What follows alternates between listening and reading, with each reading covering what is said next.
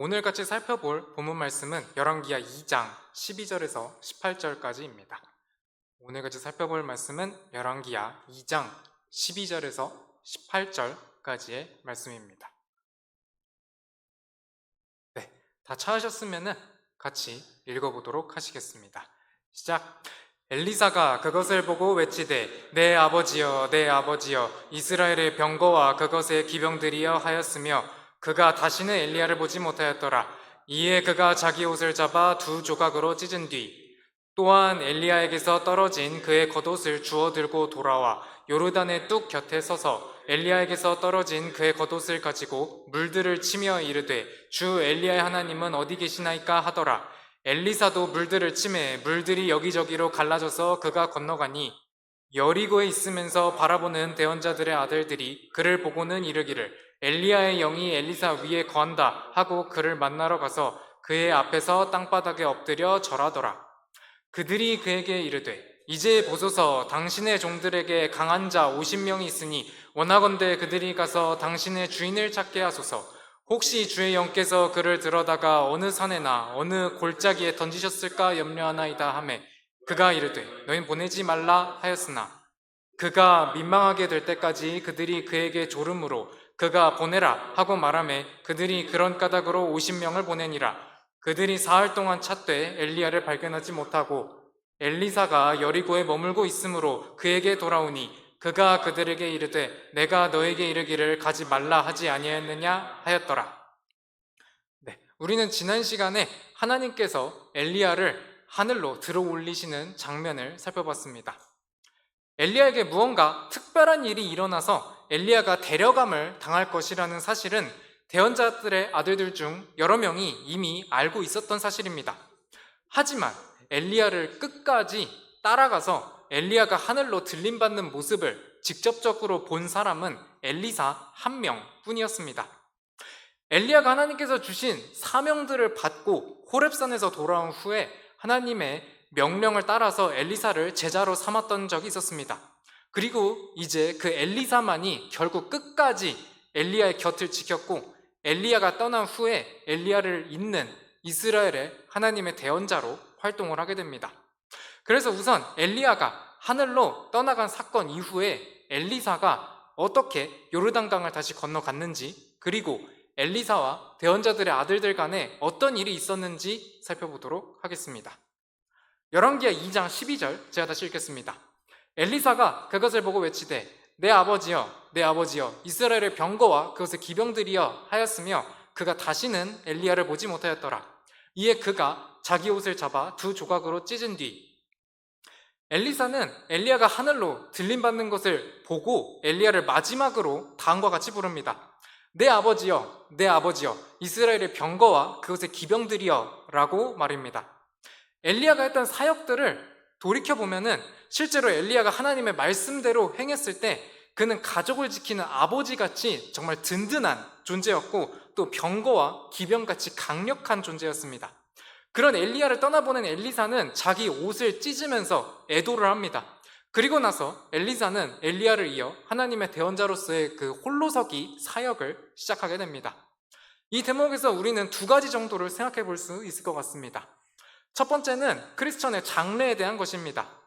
엘리사가 엘리야를 떠나보낼 때 자기 옷을 찢으면서 애도를 했듯이 우리 역시도 어떤 형제나 어떤 자매를 떠나보내게 된다면은 더 이상 이 세상에서는 볼 수 없기 때문에 당연히 슬플 것입니다. 하지만 우리는 그 형제나 자매가 이 세상을 떠나게 되면은 더 이상 이 세상의 고통과 그 슬픔에서 벗어나서 새 몸을 입고 아버지 하나님의 품 안에서 안식하면서 참된 행복을 누릴 것을 알고 있습니다. 그러니 우리는 정말 슬프겠지만 또한 반대로 하늘에서 다시 만날 소망을 가지고 기뻐할 수도 있습니다. 슬픔과 기쁨이 공존한다는 것이 어떻게 보면 참으로 이해하기 어려운 아이러니일 수 있겠지만 이것이 크리스천의 장례식이 다른 불신자의 장례식과 차별된 이유일 것입니다. 두 번째는 우리가 죽기 전 이 세상에 어떤 유산을 남길지 그리고 죽고 나서 하나님께 어떤 평가를 받게 될지에 대한 것입니다. 엘리야는 엘리사라는 그 걸출한 하나님의 사람을 키워서 영적으로 어두웠던 북이스라엘의 영적 회복의 희망이 이어질 수 있도록 했습니다. 또한 엘리야는 엘리사에게서 아버지 그리고 이스라엘의 병거와 그것의 기병들이라는 평가를 받았습니다. 그리고 엘리야를 이은 엘리사도 북이스라엘의 왕이 3번 바뀌게 되는 그 수십 년의 기간 동안 하나님의 대언자의 역할을 훌륭히 수행을 했습니다. 그래서 열왕기하 13장 14절에서 보면은 엘리사가 엘리야에게 했던 아버지, 이스라엘의 병거와 그것의 기병들이라는 그 칭호를 엘리사 자신도 죽기 전에 북이스라엘의 왕 요아스로부터 듣게 됩니다. 우리는 세상에 어떤 유산을 남길까 이런 생각을 해보신 적이 있을까요? 어쩌면 우리는 세상에 땅이나 건물 또는 재산 같은 물질적인 것들을 남기는 것들만 생각하고 있지는 않은지요? 아니면 물질보다는 조금 더 고귀해 보이는 업적이나 명예를 남기는 것만 생각하고 있지는 않을까요? 엘리야에 대한 평가와 그가 남긴 유산을 통해서 우리 역시도 우리가 죽고 나서 하나님께 받을 평가를 대비하고 이 세상에 어떤 영적인 유산 또 신앙의 유산을 남길지를 스스로 생각해보는 시간을 가졌으면 좋겠습니다. 우리가 남기려는 그 영적 유산, 신앙의 유산이 우리의 인생을 바꾸고 또 우리가 하나님께로부터 받을 평가와 상급에 영향을 줄 것이기 때문입니다. 이제 다음 열왕기하 2장 13절, 14절 읽도록 하겠습니다. 또한 엘리야에게서 떨어진 그의 겉옷을 주워 들고 돌아와 요르단의 뚝 곁에 서서 엘리야에게서 떨어진 그의 겉옷을 가지고 물들을 치며 이르되 주 엘리야의 하나님은 어디 계시나이까 하더라. 엘리사도 물들을 치매 물들이 여기저기로 갈라져서 그가 건너가니 이제 엘리야가 하늘로 올라간 모습을 본 엘리사는 다시 요르단 이편 가나안 땅으로 건너가야 했습니다. 예수님께서 그 변화산에서 영광의 몸을 입고 변하신 모습을 본 제자들이 다시 고통과 아픔이 있는 세상으로 내려가야 했듯이 엘리사도 이제 자신이 감당을 해야 하는 그 대언자의 역할을 하기 위해서 요르단강을 다시 건너가야 했습니다. 하지만 엘리사가 처음에 엘리야를 만나서 엘리야에게서 제자로 임명되었다는 표식으로 사용되었던 겉옷이 있었습니다. 이 겉옷은 엘리야가 하늘로 올라갈 때 떨어졌습니다. 엘리사는 엘리야를 계승해서 하나님의 대언자가 되었다는 그 상징 같은 엘리야의 겉옷을 가지고 이제 요르단에 갑니다. 그리고 요르단에 가서 요르단의 물들을 칩니다. 근데 이때 엘리사가 한 말을 주목해 보시길 바랍니다. 엘리사는 떠나간 자기 스승 엘리야를 찾지 않았습니다. 엘리사는 주 엘리야의 하나님을 찾았습니다. 이것이 하나님의 대언자로 홀로 서기를 시작한 엘리사의 첫 간구사항이자 기도 내용이었습니다. 엘리사는 눈에 보이게 의지할 존재였던 그 엘리야가 아니라 엘리야가 지금껏 섬겼고 엘리야에게 말씀을 주셨던 분, 그 주 하나님을 찾은 것입니다. 이렇게 주 하나님을 찾는 엘리사에게 하나님께서는 응답을 하셔서 요르단강을 갈라지게 하셨습니다. 우리 역시도 눈앞에 어려움이 닥칠 때 또 하나님의 일들을 하고자 할 때 주님을 먼저 찾도록 해야 합니다. 이전에 나에게 도움을 주었던 사람들 또는 이전에 적중했던 방법들 그런 것들이 있을 수 있지만 그런 방법들도 주님과 함께 해서 하지 않는다면 우리의 성공이 결국 우리의 신앙의 독이 될 수도 있기 때문입니다. 이렇게 해서 엘리야가 했던 마지막 기적을 엘리사가 첫 번째 기적으로 행하면서 엘리사는 이제 엘리야를 이어서 하나님의 대언자가 되었다는 것을 대언자들의 아들들이 보게 됩니다. 열왕기하 2장 15절 읽겠습니다. 여리고에 있으면서 바라보는 대언자들의 아들들이 그를 보고는 이르기를 엘리야의 영이 엘리사 위에 거한다 하고 그를 만나러 가서 그의 앞에서 땅바닥에 엎드려 절하더라.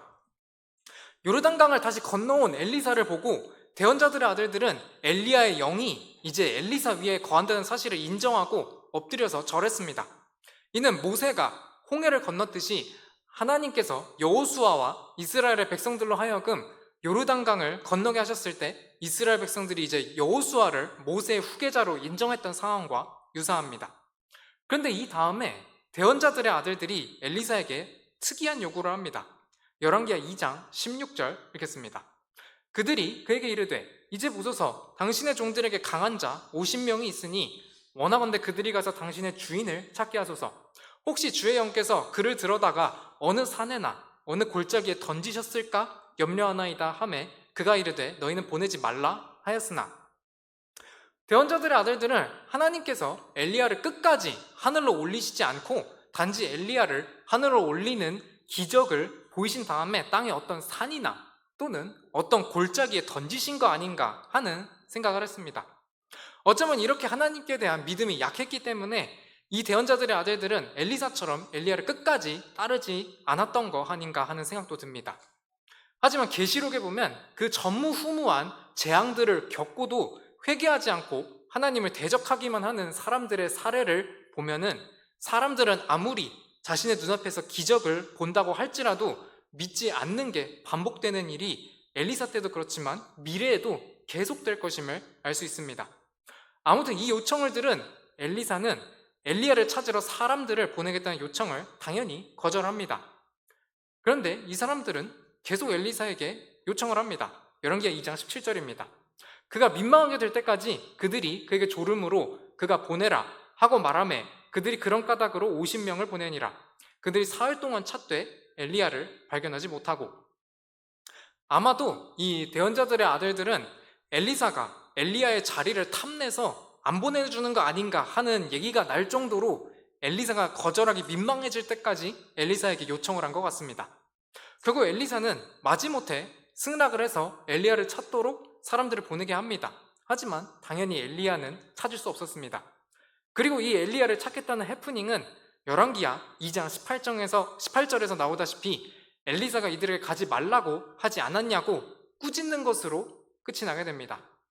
이 사건을 통해서 확실히 엘리사의 말에는 권위가 세워지게 되었습니다.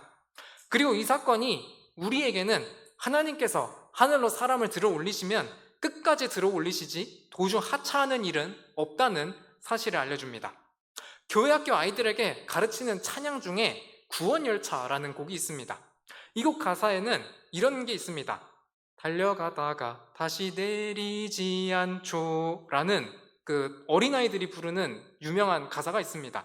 다시 내리지 않는다고 하는데 이 가사처럼 한 번 구원받은 성도는 하늘로 가다가 내리는 일이 없습니다. 요한복음 6장 39절에서 예수님께서 하신 말씀을 기억해 보시면 좋겠습니다. 나를 보내신 아버지의 뜻은 이것이니 곧 그분께서 내게 주신 모든 것 중에서 내가 하나도 잃지 아니하고 마지막 날에 그것을 다시 일으키는 것이니라. 요한복음 6장 40절에서 이어서 나오듯이 아버지 하나님의 뜻은 아들을 보고 그를 믿는 모든 자가 영존하는 생명을 얻는 것입니다. 우리의 구원은 우리의 의지가 아니라 아버지 하나님의 뜻에 의해서 그리고 아버지 하나님의 뜻을 지키시는 그 예수님의 의지에 의해서 지켜진다는 것을 기억하시기 바랍니다. 지금까지 엘리야가 하늘로 들림받은 후에 엘리사에게 있었던 사건들 위주로 어떤 일들이 있었는지를 살펴봤습니다. 이제 엘리야를 핍박하고 배척을 했던 그 아합 왕과 그의 가족들에게는 어떤 일들이 있었는지 간단하게 살펴보도록 하겠습니다. 엘리야를 미워했던 아합의 가문은 결국 비극적으로 몰락하는 결말을 맞이하게 됩니다. 우선 족보를 잠시 살펴보겠습니다. 아합은 시돈의 공주 이세벨과 결혼을 해서 아달랴라는 딸을 낳았습니다.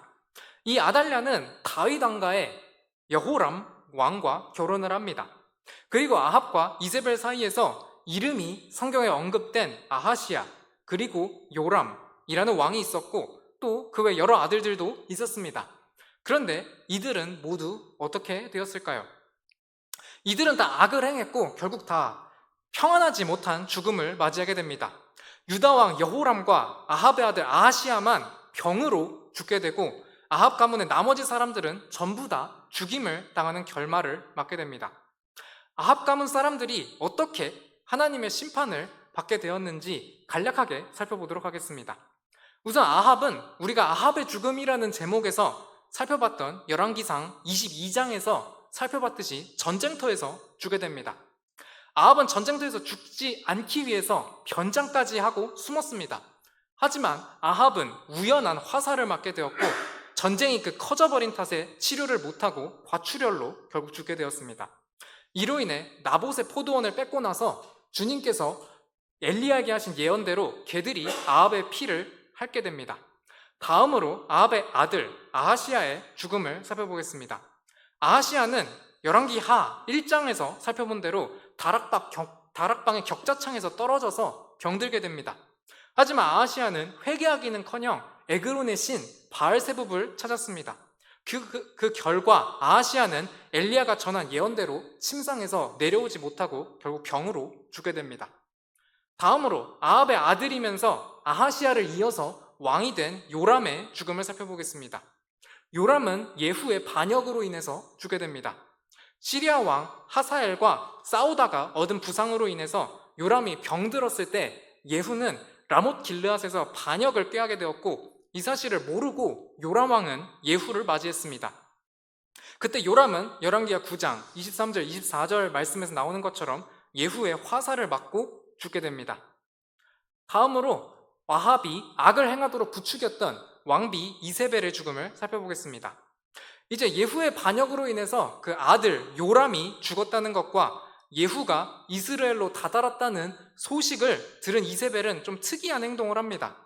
자기가 죽은 왕의 어머니인데 별일 없겠지라고 생각을 했는 건지는 잘 모르겠습니다. 아무튼 이세벨은 놀라서 벌벌 떨거나 아니면 예후를 막기 위해서 성의 방비를 강화하라는 명령을 내리는 게 아니라 열왕기하 9장 30절을 보면은 화장을 하고 또 머리를 꾸밉니다. 그때 예후가 이제 이세벨의 거처에 다다르게 됩니다. 그래서 이세벨은 이전에 반역을 일으켜서 왕이 되었다가 7일 만에 다시 반역으로 죽음을 맞은 시므리라는 사람에게 평안이 있었느냐면서 예후를 꾸짖습니다. 이때 예후는 이세벨이 있는 창문을 향해서 누가 내 편이냐고 묻습니다. 그러자 그 두세 명의 내시가 머리를 내밀어서 예후를 쳐다봅니다. 그때 예후가 그들에게 이세벨을 그냥 창밖으로 던져버리라고 명령을 합니다. 이때 이 내시들은 예후의 명령을 따라서 이세벨을 창밖으로 던졌고, 이세벨은 결국 자기 부하들의 배신으로 죽게 됩니다. 그리고 죽은 이세벨의 시신은 개들에게 먹혀서 처참하게 두개골과 손바닥과 발 이렇게만 남게 됩니다. 엘리야를 죽음으로 위협했던 왕비 이세벨은 이렇게 해서 비참한 죽음을 맞게 됩니다. 그리고 이로 인해서 아합이 나봇의 포도원을 강탈하도록 뒤에서 움직였던 그 악한 왕비 이세벨에 대한 죽음의 예언은 성취가 되게 됩니다. 다음으로 이제 아합의 다른 아들들의 죽음을 살펴보겠습니다. 성경에서 누군가의 아들들이라고 말을 할 때 꼭 직접적인 아들들만 말하는 게 아니라 누군가의 자손들을 의미하는 것으로 쓰이는 용례들이 있습니다. 이로 미루어 볼 때 열왕기하 10장 1절에서 또 6절에 나오는 아합의 아들들 70명은 아합에게 남은 전체 남자 후손을 말하는 것으로 보입니다. 여기서 도시의 위대한 자들, 즉 높은 지위나 명예가 있는 사람들이 이들을 양육하는 사람들이었습니다. 근데 이 사람들이 예후가 이 아합의 아들들을 죽이라고 명령을 하니까 자기들이 키운 아합의 아들들을 배반을 하고 다 죽이게 됩니다. 이로 인해서 이스라엘의 치리자들은 전에는 이세벨이 무서워서 의로운 나봇을 죽였던 적이 있었습니다. 하지만 이번에는 반대로 예후가 무서워서 아합의 아들들을 모두 죽이게 됩니다. 결국 나봇을 죽일 때 사용된 사람들은 이제 아합의 아들들을 죽일 때 사용이 됩니다. 결국 아합은 자기가 나봇에게 행했던 대로 자신의 아들들에게 비극을 돌려주게 되었습니다.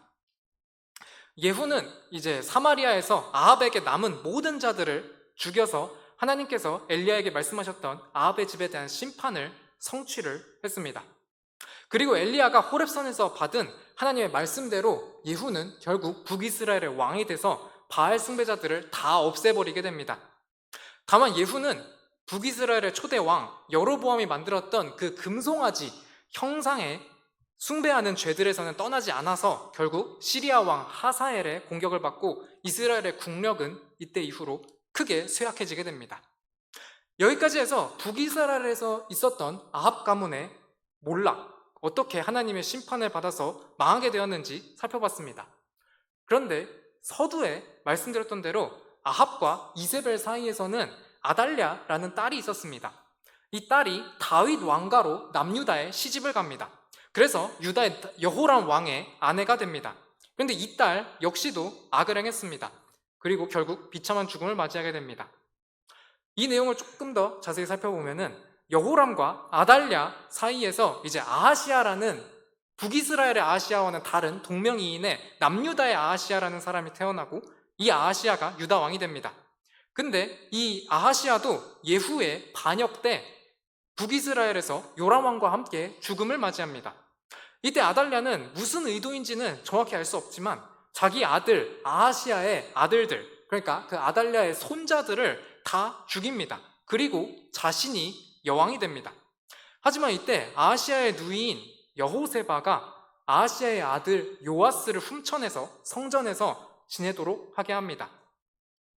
아달랴는 자기가 유다의 여왕이 돼서 6년을 다스리게 되었지만 여호세바의 남편이자 요아스의 고모부인 제사장 여호야다가 주도해서 아달랴의 손자 요아스가 왕이 되게 됩니다. 그리고 이제 그 후에 아달랴는 왕위에서 쫓겨나서 결국 죽임을 당하게 됩니다.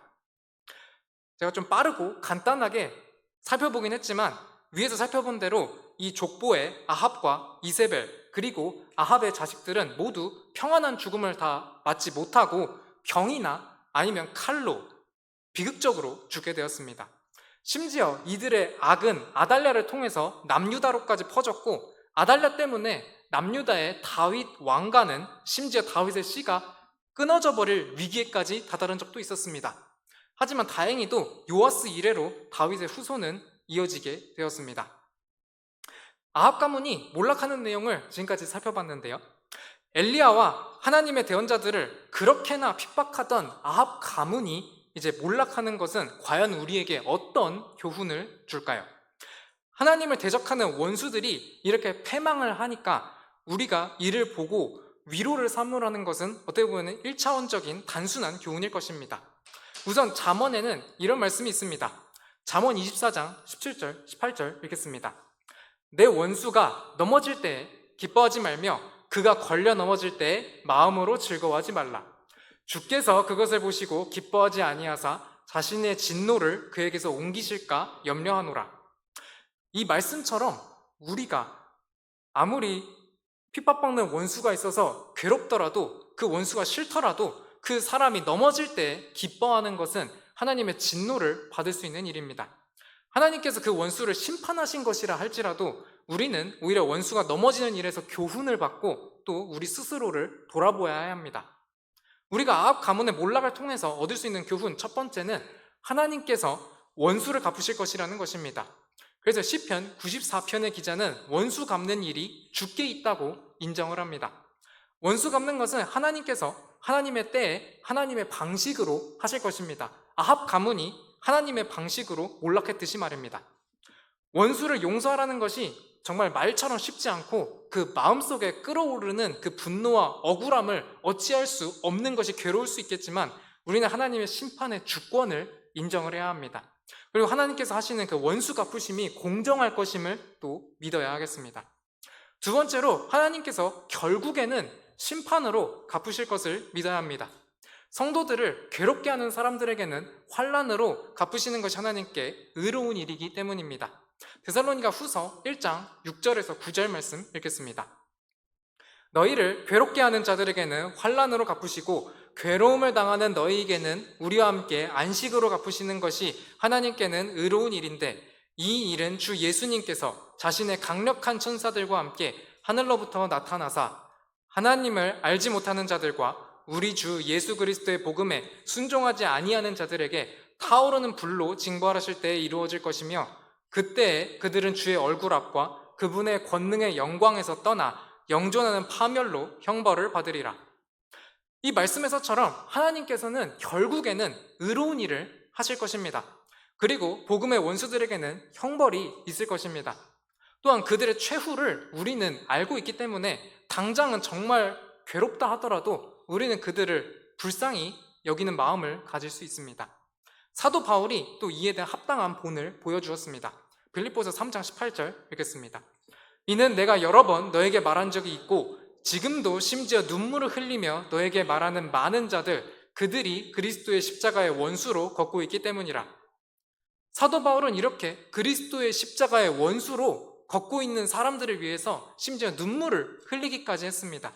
왜냐하면 이들의 마지막은 파멸인데 이들의 관심사는 잘 먹고 땅에서 잘 사는 데에만 있었기 때문입니다. 빌립보서 3장 19절을 이어서 읽겠습니다. 그들의 마지막은 파멸이며 그들의 하나님은 그들의 배요 그들의 영광은 그들의 수치스러운 일에 있고 그들은 땅의 일들을 생각하느니라. 그런데 생각해보면 우리도 이렇게 세상에서 우리의 배를 채우면서 사는 것에만 관심을 두었던 과거가 있었습니다. 하지만 우리는 그리스도의 은혜로 복음을 듣고 또 구원을 받게 되었습니다. 그러니 우리는 세상에서 자기 배를 채우는데 혈안이 된 사람들을 안타깝게 여기고 복음을 주어야 하지 않을까요? 하나님은 하나님의 때에 하나님의 일을 하실 것입니다. 그러니 하나님의 약속을 믿고 우리는 우리가 해야 하는 기도와 복음 전파의 일을 해야 할 것입니다.